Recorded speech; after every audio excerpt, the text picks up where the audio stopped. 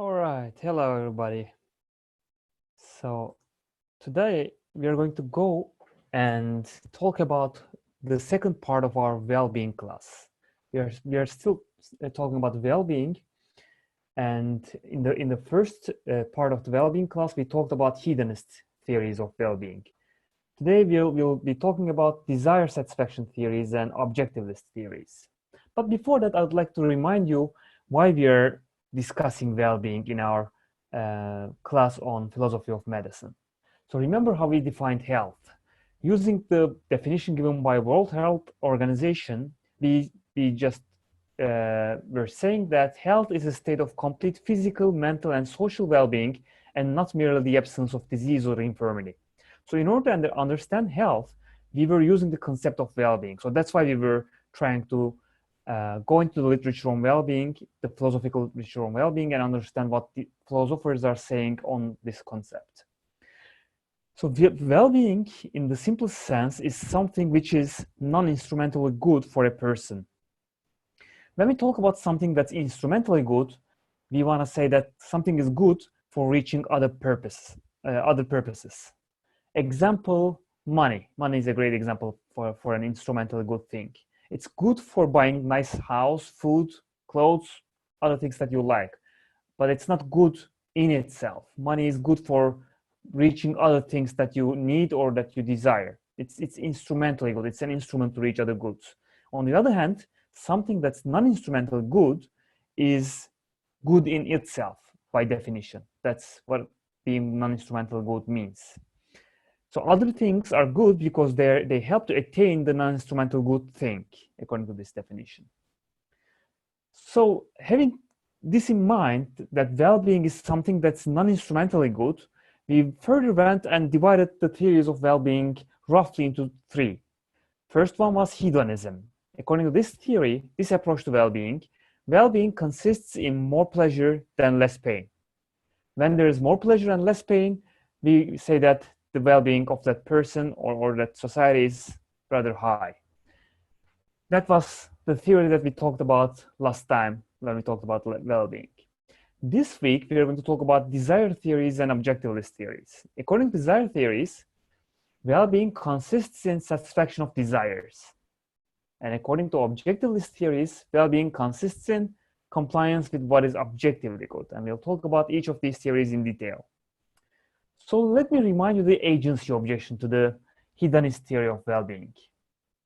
According to this objection, what matters for us is not only the pleasures that we have, but the actions that give these pleasures. And I reminded you the Matrix movie. In this movie, people are living in small shells and they are fed through their veins. They also believe that they live in this world, but nothing they think is and do is actually real. And this was the picture that I showed you to remind you of the movie. In this Matrix movie, you can see these pink colored shells that human beings are grown in. They're used as bioenergy by the artificial intelligent machines. And these people are given by some complicated computer system, they are given the impression that they are living in this world that we actually are living in. So according to the movie, the world we are living is not real. It's a simulation. It's a simulation programmed by artificial intelligent robots or some sort of artificial intelligent computer. And these people in reality are living in these shells, and they are just made to believe that they are living in the world that we are living in. The actual world is miserable. It's this picture in the bottom of the slide. There's a constant war with the machines, and people live in dire straits. People do not almost have any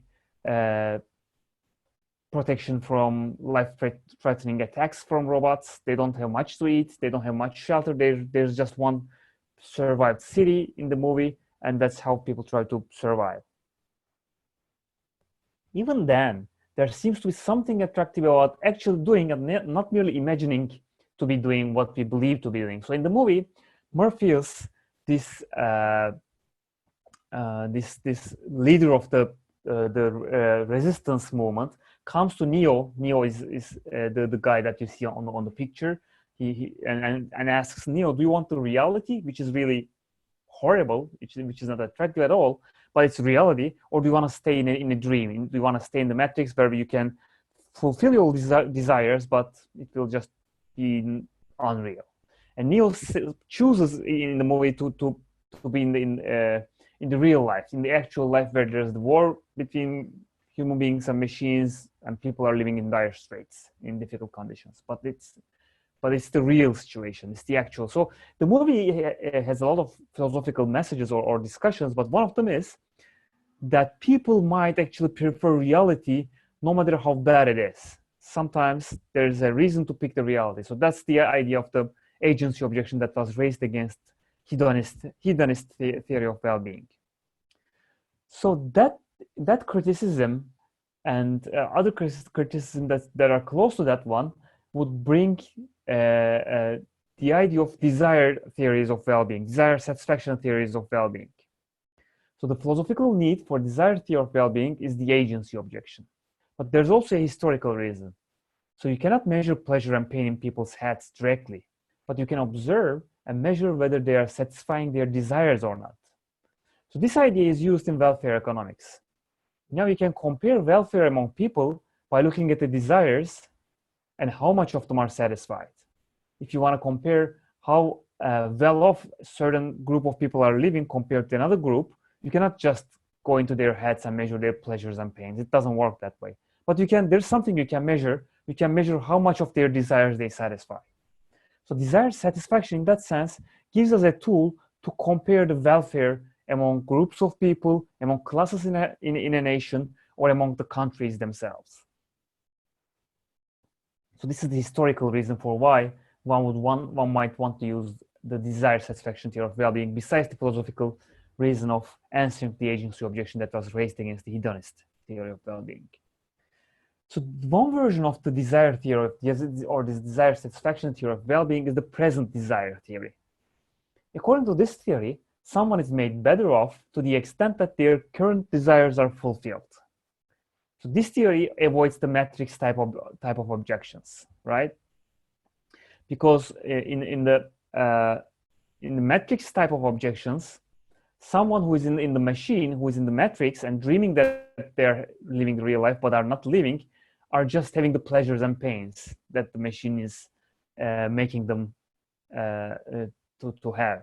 But they're not fulfilling the actual desires that they are dreaming that they are satisfying. They are not actually satisfying those desires. They are not fulfilling those desires. So this present desire theory, present desire satisfaction theory, overcomes the agency objection that was raised against hedonist theory. Because in this theory, you do not actually fulfill your desire even when you have the pleasure, because your desire is actually, for instance, you are desiring to eat a very delicious pizza that day. And the machine, the matrix, gives the image to your brain through the electrical signals of the pizza eating moment. It creates the image of that moment, and you feel the pleasure of it.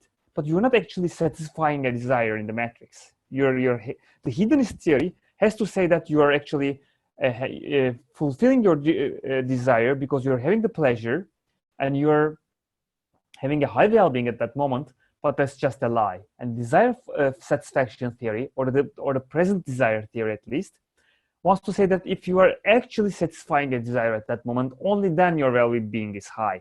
And so present desire theory would say that in the matrix, when you're connected to the machine and thinking that you're eating the pizza, while in fact you're just lying down in your shell, fed through your veins by artificial intelligent machines, you are not satisfying your desires. You're just dreaming about it.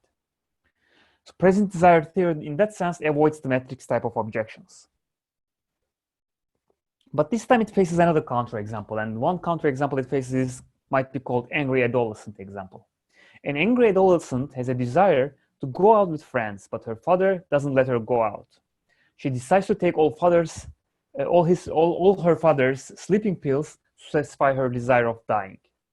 So it seems like now she's so angry, she's so upset that she has the present desire that she just takes the pills and dies. This is her actual present desire. And when she satisfies this desire, according to our well-being theory, because we're using the present desire theory as a well-being theory, according to this theory, her well-being should increase, right? Because she's satisfying a desire. But remember that well-being is related to how well one's life goes. So it doesn't seem like suicide increases her overall well-being.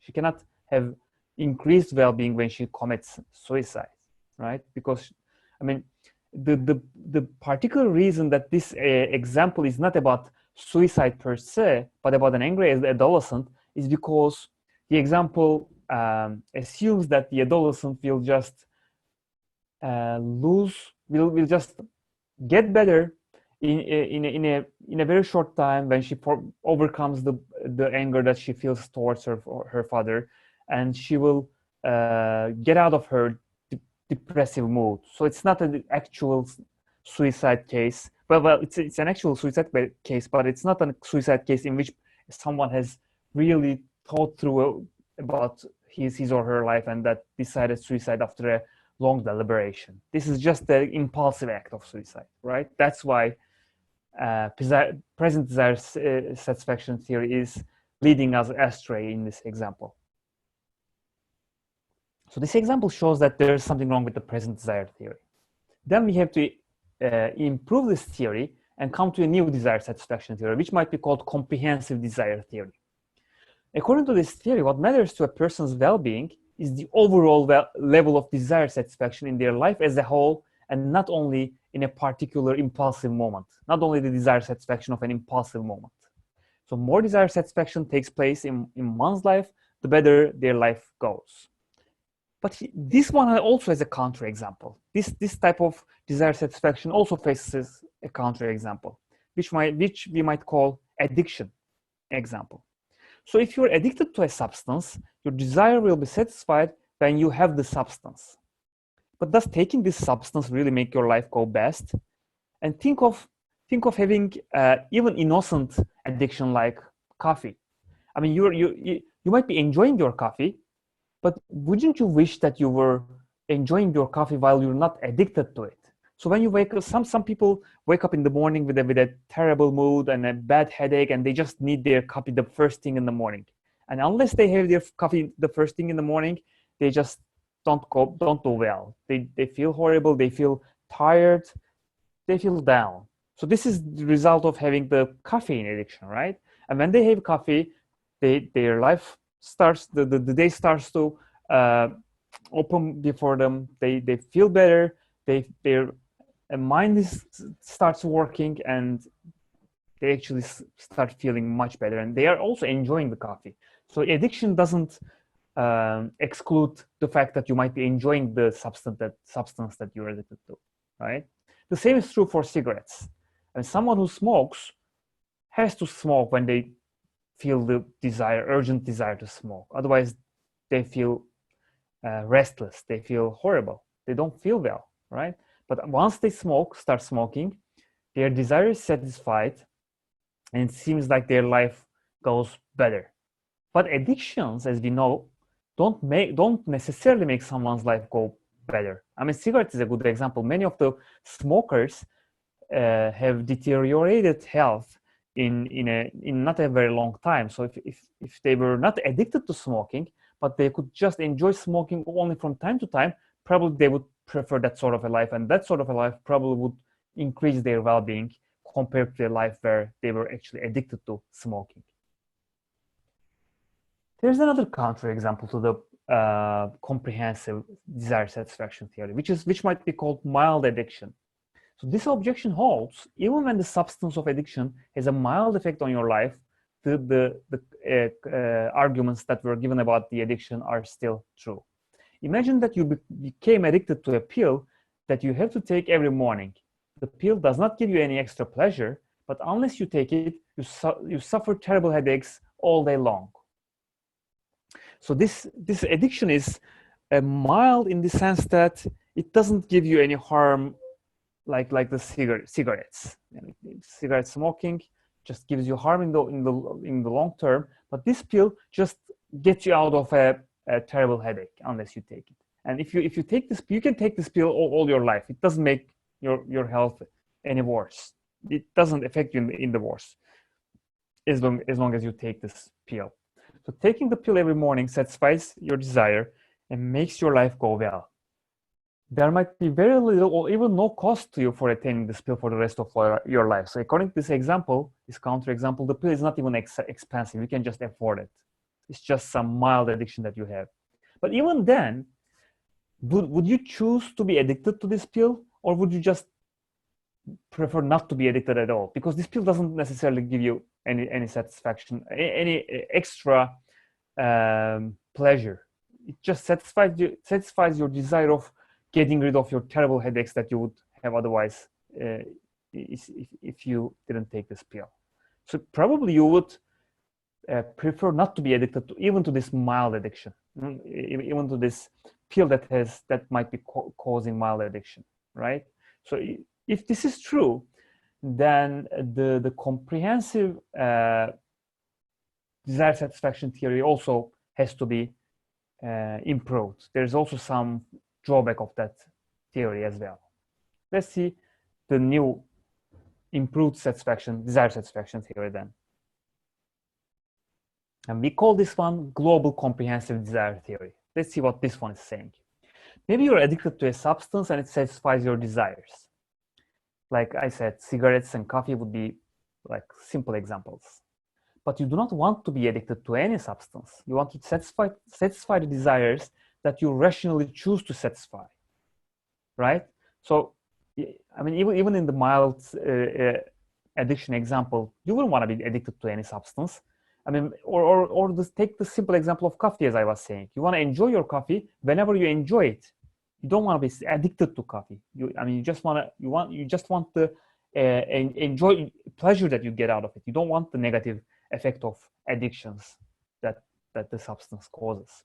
So then, in order to reach this result, or in order to strengthen this idea, we divide desires into two. We call them first-order desires and second-order desires. The first-order desires are things like the desire to get the pill I am addicted to. It's like an immediate desire. For instance, you remember the mild addiction example?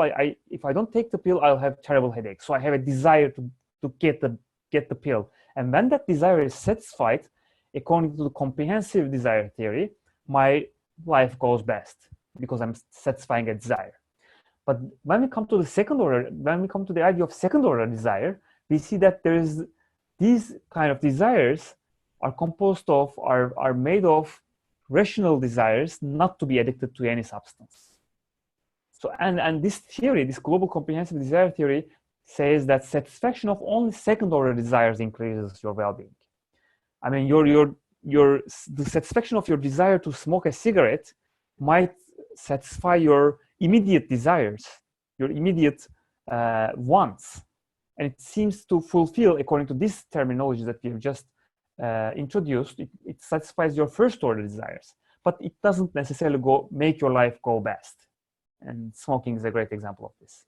Smokers do not necessarily lead their life in the best course that they could lead their lives. But second order desires are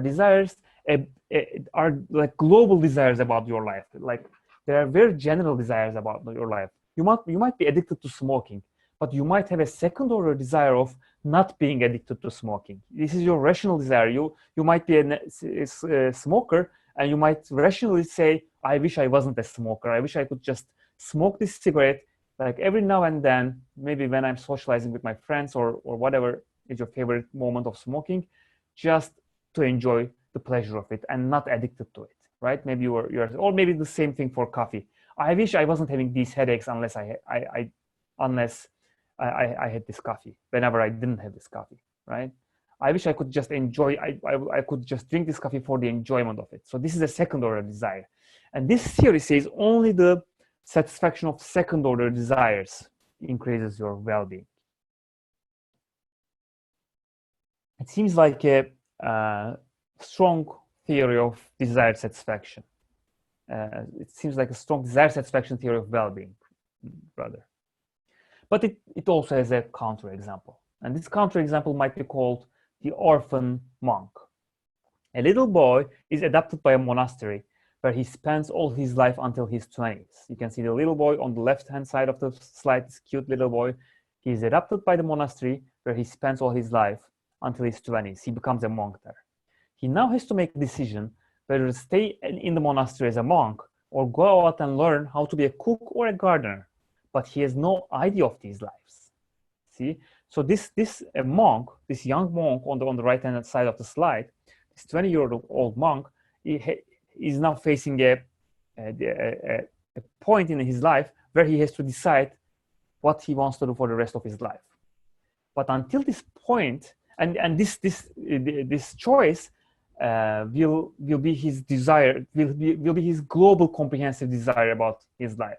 And once this desire is satisfied, according to our well-being theory, according to our global comprehensive desire satisfaction theory of well-being, we will say that his life goes best. But until this moment, he doesn't know any other life than being a monk. He just knows the monk life. He doesn't know how, he cannot even imagine how his life would be like a cook in the city or a gardener in a suburban area. He has no idea about these lives. So you can have a second order desire for something only if you have an idea of that thing. If you don't have any idea about something, you cannot have a second order desire about it, right?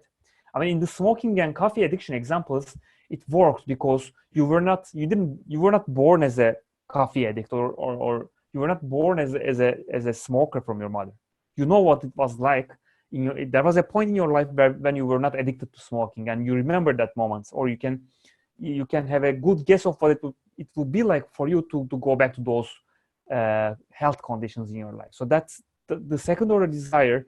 The idea of a second order desire worked in those examples. But in examples like this one, when someone doesn't know many life opportunities, they cannot have second order desires for different courses of life. They only can have second order desires for the things that they are aware about, they are aware of. So this counterexample points at the mistake or points at the flaw at the global comprehensive desire satisfaction theory of well-being.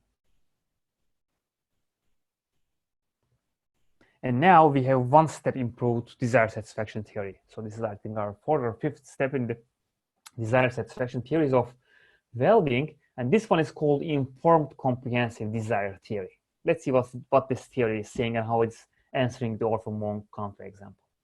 The best life is the one I would desire if I were fully informed about all the reasonable facts. Okay, now this seems to overcome the monk problem, the Orphan Monk counterexample, because it says the best life is the one I would desire if I were fully informed about all the reasonable facts, right? So if let me go back one slide. If this monk was fully informed about what it would be like to be a cook in the city, or what it would be like to be a gardener in the suburbs rather than being a monk, if he was fully informed about all these possibilities, all these possible courses of life, then he could make an informed choice. Then his second order desire would be a desire that makes sense for him, right? Because then he will have an informed idea, informed condition, informed point in his life about which course to pick. And then satisfaction of desire, that desire would be an informed global comprehensive desire satisfaction in that sense. So here is another example I have in this slide. Assume that I have a special talent for football, which I am partially aware but never fully developed. And I still chose to study philosophy and now live a mediocre life. It's not a best life, but it's just a mediocre life. But had I developed an informed desire about becoming a football player, there's a good chance that I would be successful and wealthy.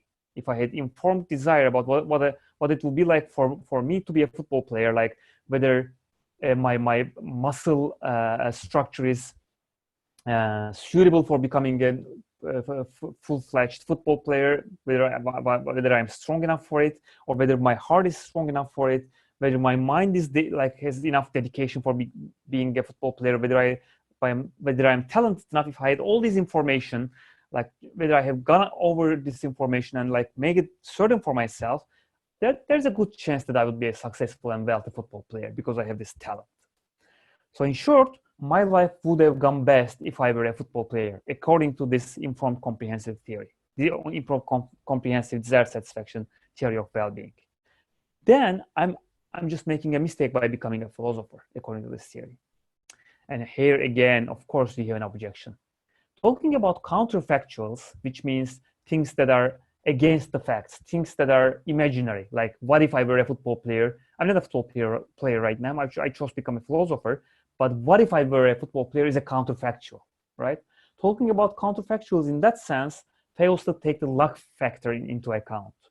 I could just get injured in the early steps of my football career as well. And you see in the image, a football player, a soccer player is lying down on the grass, badly injured. Maybe he will not be able to play football ever again.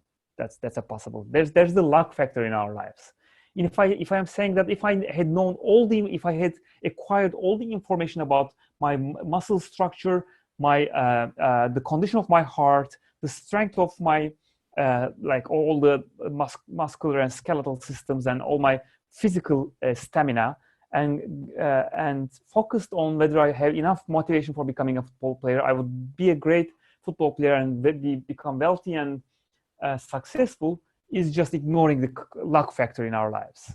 I mean, to say that my life would have gone best in if I were to choose to become a football player rather than becoming a philosopher just overlooks the fact that, okay, your life, first of all, cannot go as you imagine how it will go all the time. There's this luck factor in our lives, right? This is one objection. There's also a second objection. So this is different than the first objection. So this is the second objection to the informed comprehensive desire theory of well-being. It says, imagine you finish the school of medicine and then decide to become a taxi driver and refuse to practice medicine. And you see yourself driving the taxi here. This scene from Taxi Driver is driving the taxi like a very fancy taxi driver here. You can see yourself like that taxi driver. You seem to be informed about your options because you know what it would be like for you to be a doctor. You studied medicine, you finished your school, you have a good idea of what being a doctor is. You also have some idea of what being a taxi driver is because, I mean, let's assume that you have observed taxi drivers, you have talked to multiple of them, you have acquired information through internet and like, I don't know, but by talking to people and stuff, you are informed about what being a taxi driver would be like. So it seems like you are informed about both courses of life. On the one hand side, being a doctor, on the other hand, being a taxi driver. And you choose to be a taxi driver, although you could choose to be a doctor. So you seem to be informed about your options. So this seems to satisfy the criteria given by the informed comprehensive desire theory. According to this theory, then, if you're informed and you still chose to be a taxi driver, your life should go best, right? But is this really how your life goes best? I mean, after spending 6-7 years, or maybe some people spend 10 years in law school, after spending all those years, you just decide to become a taxi driver. Is this how your life goes best? Really? I mean, maybe yes. I mean, maybe you bite the bullet and you say yes, but this objection just puts a question mark there. This is not a knockdown objection, as I sometimes use the word. It's not an objection that just says this theory is out of use. This example just makes this theory is useless. It's not that sort of an example, but it just gives a strong blow to the theory, right? Because, I mean, look at the example. Would you say that your life goes best if you pick to be a taxi driver? And I'm repeating, maybe yes. Maybe you have been through so much that you just hate medicine after studying school of medicine, and now you want to be a taxi driver, and maybe your life goes best, right? But there's a good probability that it's not true for many people. It might be true for very few number of people. So if taken as a statistically useful theory, still maybe informed comprehensive desire satisfaction might give us an idea. Its statistical approach might be true for the first objection as well. Okay, some football players get injured and in the early steps of their careers, and their career ends abruptly, right? And they might have lost the chance to become a philosopher because they have lost certain chances, maybe. I don't know. But I mean, it's also statistically true that if you are talented in playing football, and if you have had the right steps in your career, then this is not the highest risk. Getting injured in the early steps of your career is not the highest risk. The probability is not as high as it seems. So statistically, maybe this theory, let me go back one slide. This theory of informed comprehensive desire theory might still be useful. Let's keep that in mind, but still you might want to go forward with the criticisms. There seems to be a general problem with all comprehensive desire satisfaction theories of well-being, and it's this. So here's a quote from ancient Greek philosopher Aristotle. He says, desire is consequent on opinion rather than opinion on desire. And this is what he means. We do not think that something is good because we have a desire for it. We actually desire something because we think it's good. So first comes good, then comes desire. So according to Aristotle's quote, and according to many contemporary philosophers as well, desire satisfaction theories, all sorts of desire satisfaction theories, are mistaken about which comes first, good or desire. Because according to these theories, if I desire something, if I have an informed desire on something, then that thing must be good for me. But first desiring something and then saying that it's good is the confusion of the fact that good must come before the desire. So we must have a desire for the good thing according to this idea. You might not agree with 100% with this idea, but you must see that there's something attractive here. So if you have the idea that first comes good, then comes desire, then you might have a better chance of desiring the good things, right? Of course, then you'll face the question, okay, how do I know what's good? I mean, okay, if I know that first comes good, and if I'm given a list of the good things, then I can maybe build a desire for them, or check whether I have a desire for them or not. But first, I have to know what's the good thing, right? And this brings us to our third type of well-being theory, which is objective list theories. So these are theories which list items constituting well-being that consist neither merely in pleasurable experience nor in desire satisfaction. And for example, this list might include items like knowledge or friendship. So we think knowledge or friendship, acquiring knowledge or having good friendship relation, having good friends or good relationships with your friends does not necessarily increase your pleasure. I mean, it's not about the pleasure. It's not good because they increase your pleasure all the time. You sometimes have fights with your friends. It doesn't always increase your pleasure in the end. Or acquiring knowledge might be also pain-giving sometimes. It's sometimes you have to sit on your desk for long hours, 6 hours, 7 hours. It's giving you pain. You're suffering while you're acquiring knowledge. It's not pleasure that we get from knowledge or friendship, right? Nor is it always desire satisfaction. You do not always want to sit down, and you do not always have the desire to sit down and like spend your hours learning something. You'd fancy do some other thing at that moment, most of the time, or maybe sometimes. So it's not necessarily desire satisfaction either, according to these theories. But these things are good because they're objectively good in that sense. But then we face the question, okay, what should go into this list? And Aristotle's approach to this question, which is also called perfectionism sometimes, answers the question as whatever makes a human perfect in line with its nature.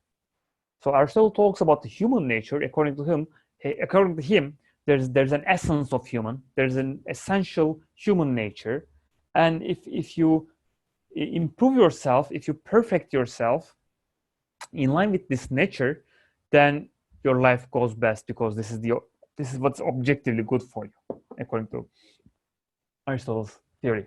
Of course, there will be an immediate objection to this. First of all, human nature is a very debatable concept. I mean, we can talk about what's good in a minimal sense. So, for instance, proper nutrition and shelter is good for everybody. Nobody would deny that nutrition and shelter is good for them, right? But above these needs, and these are not necessarily human needs, these are needs for all living things. These nutrition and shelter requirements is shared by all living things. What should we add to this list in order to make it a well-being theory for human beings? Should we add exercising? If yes, how much and why that much, right? I mean, if we say you should be exercising four times a week, Okay, why exactly that much? Maybe I just want to exercise once a week. Maybe I want to exercise like 5 times a week. Maybe I can arrange for myself, right? So I mean, maybe somebody doesn't like exercising at all. Maybe they don't see life as an exam. Maybe they don't want to see their activities in life as exercising. Maybe they are working, and maybe they are walking to their workplace, but they don't see it as an exercise. So why have a separate item as an exercise? Should we add reading regularly to this list? Does reading regularly make our lives go best? What if someone hates reading? Or even if they don't hate, or even if we can make them not hate reading at some point, which books should be included in this list? What if someone likes reading cooking books only? Should reading cooking books every day, like 4 hours a day, make their lives go best? I mean, even if it makes their life go best because they are learning how to cook and maybe they become a cook after that, is it about reading that makes their life go best, or is it about learning about cooking that makes their lives go best? So this idea has to be improved still. How about acquiring knowledge? Does it go into the list as well? Does any sort of knowledge increase my well-being? So can I acquire knowledge about the number of fruit flies in my country? Does this knowledge improve my well-being? Like seems like an unnecessary knowledge for me, right? So I mean, the difficulty is clear. Even if some of these questions might be answered, the difficulty is, okay, what goes into the list is a clear difficulty. What makes a good, what is good for human nature is a clear difficulty to find out. There's a second objection. Even if you reach an objective list, would it still increase my well-being if I do not enjoy doing the practices in the list? You see, you look at the woman in this picture. She's so bored. Maybe she's given an objective list. Somebody handed in a paper with the list of things that would make her life go best. She's doing those things. She's exercising regularly. She's reading regularly. She's given a list of books that she needs to read. She's doing all the things perfect, but she just doesn't enjoy these things. Does her life go best in that sense? So I mean, this also points at the difficulty of having objective list theory as the criterion of well-being. Is a hybrid theory possible, is our final question. So we have gone through hedonism, we have gone through desire satisfaction theories, and we have gone through objective list theories. And all these theories face multiple counterexamples and objections. So maybe what we need is a hybrid theory. I mean, first way to go is to improve one of these theories by answering some of these objections and ignoring other objections and saying that, okay, this is as good as we can get. This is the best way we can have a theory. This is one way to go. Just stick to one theory and improve that theory. Have a better desire satisfaction theory, for instance. The second way to go is to have a hybrid theory. Use an idea from each theory and have some improved idea of a theory of well-being. So maybe we can determine a certain number of objective lists that are abstract enough to be twisted for different situations and persons, but concrete enough to lead the way for us, and it's desirable enough, if not directly desired. Okay, this is just a suggestion. You have to think for yourself whether a hybrid theory is possible, or whether you can improve whether you can or you would choose to improve one of the theories of well-being to have a better theory. It's up to you. And I'll just cut it at this point. So thank you for listening to me. Thank you for listening to this class. And it's enough for this class that we talked about well-being. Thank you all.